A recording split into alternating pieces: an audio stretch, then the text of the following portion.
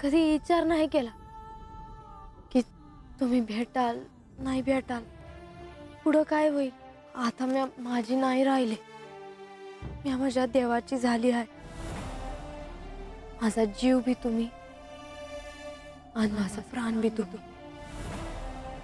माझं सुख भी तुम्ही आणि माझं दुःख भी तुम्ही, माझा दिस भी तुम्ही आणि रात भी तुम्ही।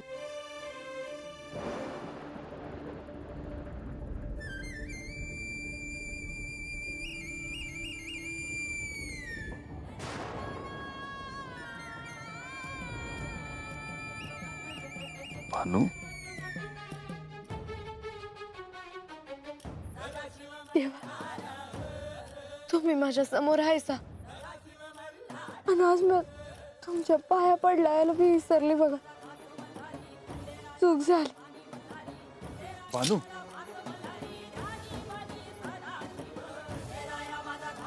भानू,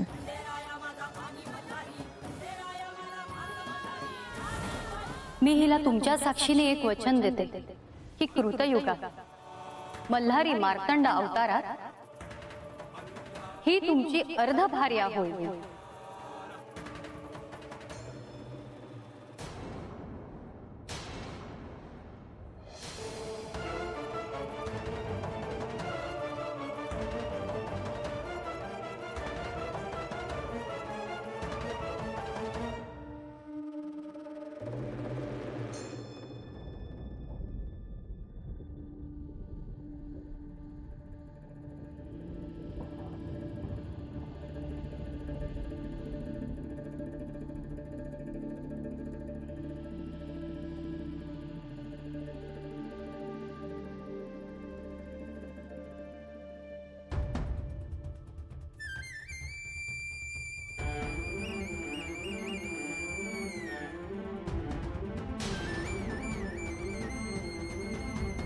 नाही देवा,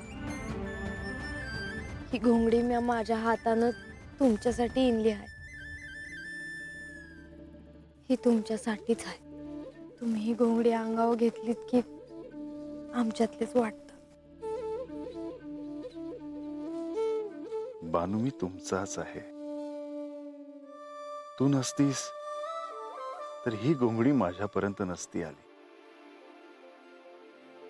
देवा मला तुम्हासनी एक सांगायचं आहे, पण आता ते कसं सांगू हेच कळना झालं आहे।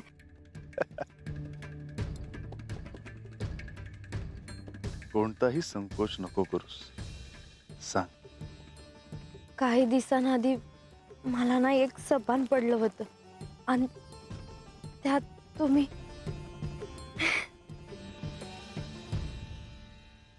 तुम्ही आमच्या वस्तीवर मेंढरा संगत होतात। तुम्ही डोक्यावर फेटा आणि अंगावर घोंगडी घेतली होती।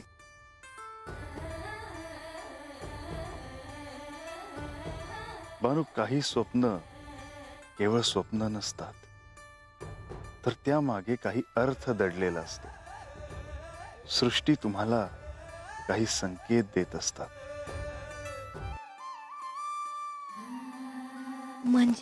म्हणजे काही स्वप्न खरी होत असतात।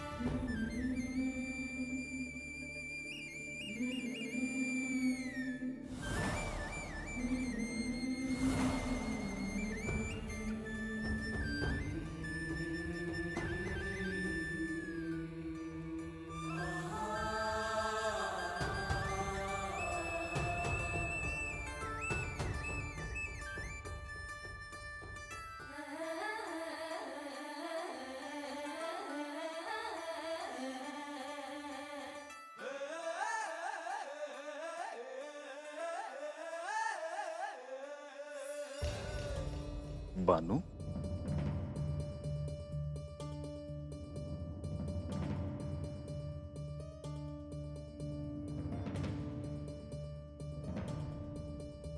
बानू, आता ब्राह्म मुहूर्ताची वेळ झाली आहे. त्यामुळे देव देवता, चेतना शक्ती, गुरु सद्गुरु सर्वजण पृथ्वीवर येत असतात. तेव्हा आता आपण जायला हवं. रात कशी सरली कळलंच नाही ना. होय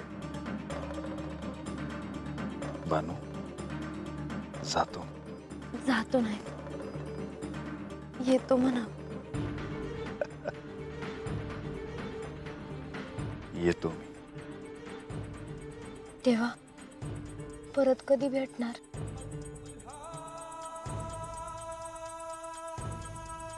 जेव्हा तुझी इच्छा असेल तेव्हा.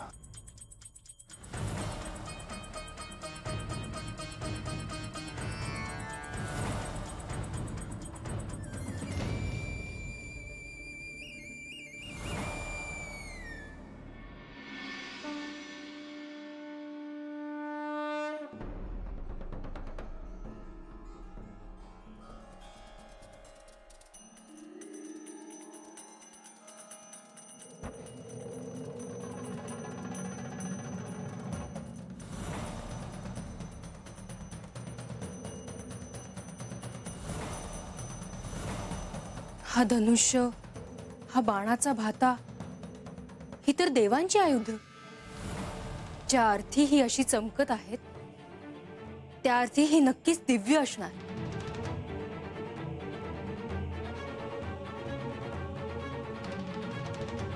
पण आज देव शिकारीला गेले आहेत आणि ते शिकारीला जाताना हीच आयुध घेऊन जातात. पण जर ते शिकारीलाच गेले आहेत तर ही आयुध इथे कशी?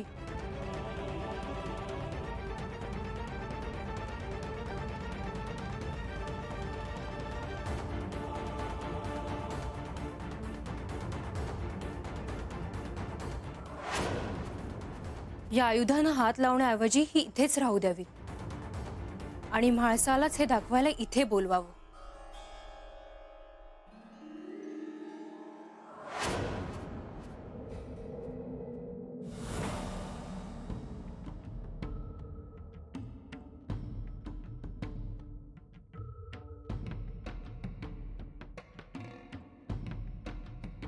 आज सारीपाटाच्या डावात अगदी थोडक्यात माझी हार झाली. नाहीतर या चांदण्या रात्री मला यांच्या बरोबर करे पठारावर एकांत वेळ घालवता आला असता. पण माझ्या अरण्याने का होईना यांना शिकारीला जायची संधी मिळालीच.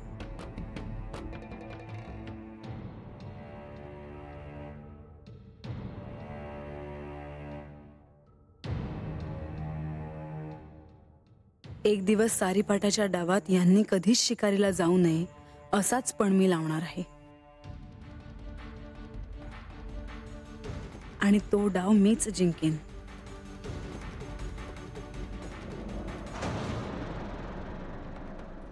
म्हाळसा, लतिका, काय झालं एवढं धापा टाकायला? आणि इतक्या रात्री असं काय झालं की तू माझ्याकडे धावत आलीस? सांगते सांगते. मला एक सांग, देव आज शिकारीला गेले आहेत ना? हो, मघाशीच मला भेटूनच शिकारीला गेले ते आणि सूर्योदयापूर्वी येतील असं म्हणाले. आज शिकारीला जाताना त्यांनी कोणती आयुध बरोबर घेतली आहेत तुला आठवतंय? हो, अगदी चांगलं आठवतंय.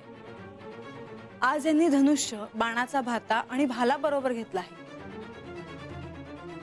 पण हे सारं तू का विचारतेस आता? कारण म्हाळसा, देवांची शिकारीची आयुध मला गडावरच दिसली. काय? हो म्हाळसा, देव त्यांची आयुध न घेता शिकारीला गेले आहेत की काय? नाही लतिका, अगं असं कसं होईल? शिकारी हा शिकारीला जाताना सज्ज होऊन जात असतो. हे शिकारीचे आयुध कसे विसरतील? तू कोणत्या तरी संभ्रमात आहेस. पहिल्यांदा मला देखील तसंच वाटलं, पण मी माझ्या स्वतःच्या डोळ्यांनी ती दिव्य आयुध पाहिली. त्यांना हात लावायची मात्र भीती वाटली, म्हणून मी तुझ्याकडे अशी धावत आले आहे.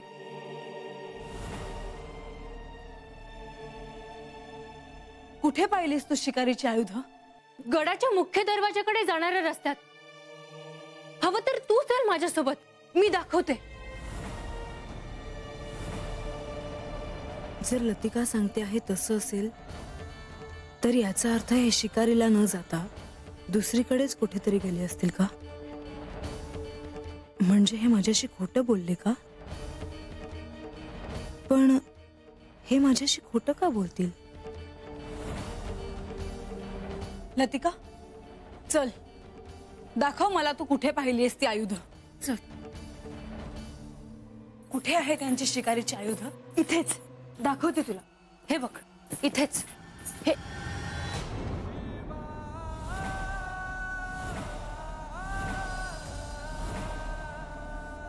लतिका, इथे तर काहीच दिसत नाहीये. अगं, असं कसं होईल?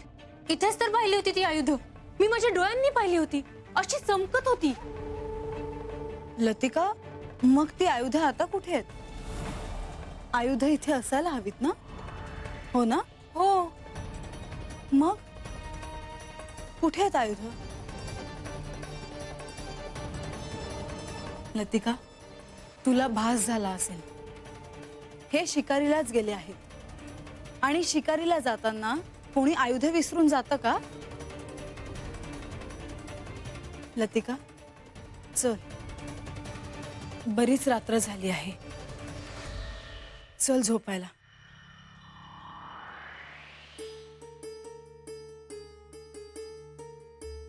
लतिका, हं, चल.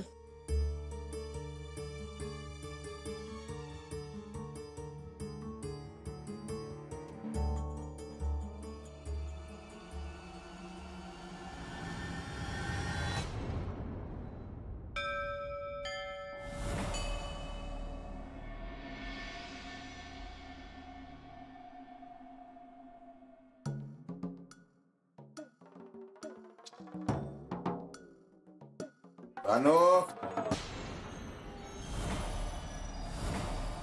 काय रे बा, उठलास होय? आलीस नाही? थांबतातच.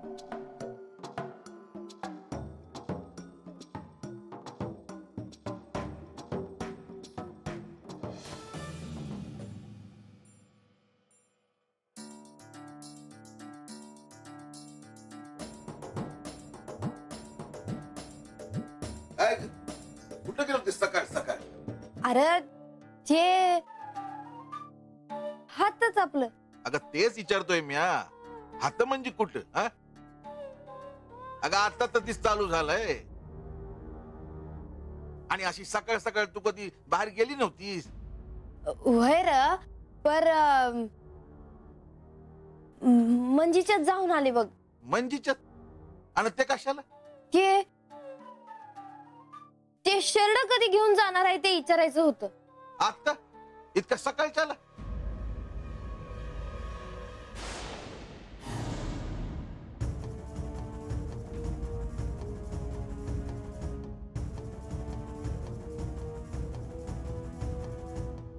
आणि या खडावा कशा पायी घेऊन गेली होतीस?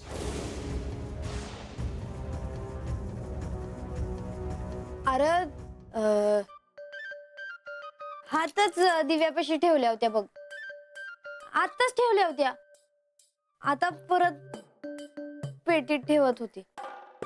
हे बानू, हे समद खरंच सांगतेस ना? ब अरे वय रे बा, मंजीला विचार ना. आहो तर आवर, आता मी आलेच. आज सकाळ सकाळ बानू मंजीकडे कसाला गेली असेल? रोज तर मंजीच घरला येते. मग आजच कसं काही बानूला तिच्याकडे जावं वाटलं?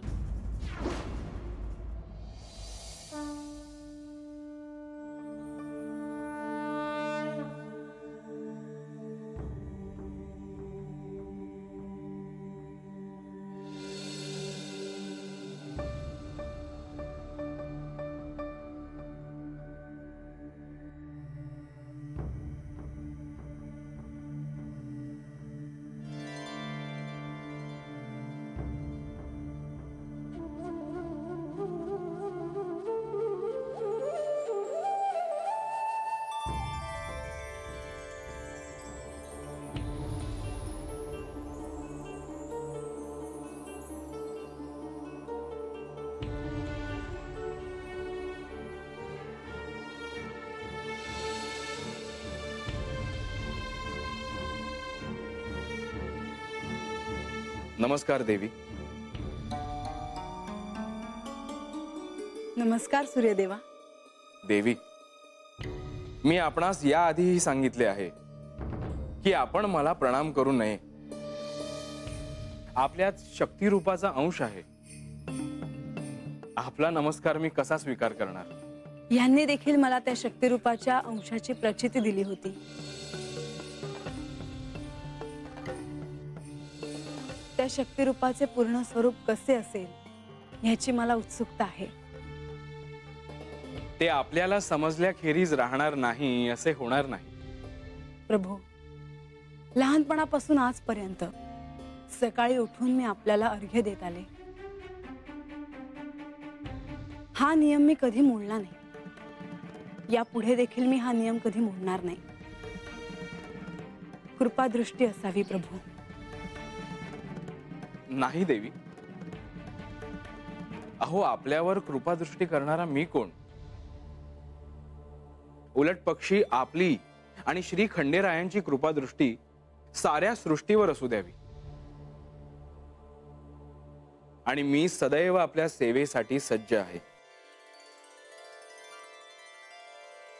अगं, असं कसं होईल? इथेच होती ती आयुध. मी माझ्या डोळ्यांनी पाहिली होती. अशी चमकत होती.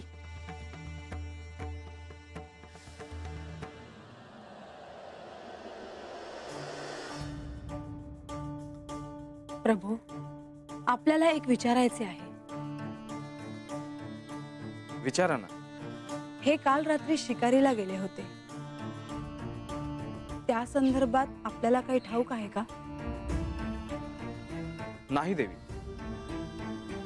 सूर्योदयापासून ते सूर्यास्तापर्यंत या सृष्टीत काय काय घडते ते मी आपणास सांगू शकतो. परंतु सूर्यास्तानंतर ते सूर्योदयापर्यंत चंद्रदेवांना सारे ज्ञात असते.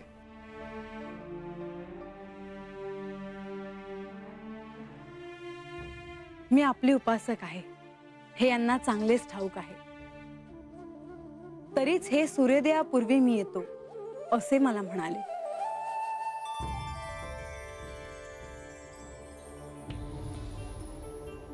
आज्ञा असावी.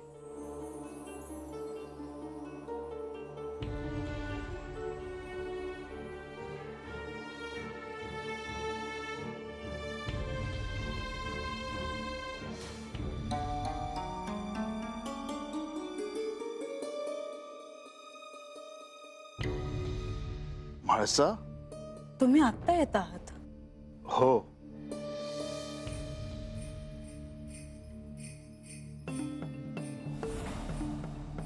तुम्ही शिकारीलाच गेला होतात ना? हो, पण म्हाळसा तू असं का विचारते आहेस? तुमच्याकडे शिकारीला जातानाची शस्त्र होती ती दिसत नाहीत.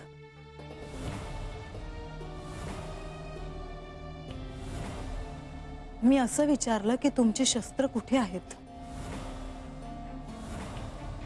म्हाळसा, राजवाड्यात येताना ती सेवकांकडे दिली होती. त्याने ती शस्त्रागारात ठेवली असतील. जाऊ मी?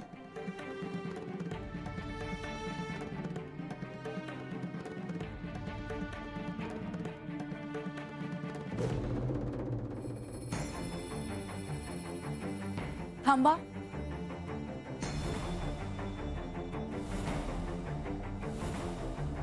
म्हाळसा, काय झाले?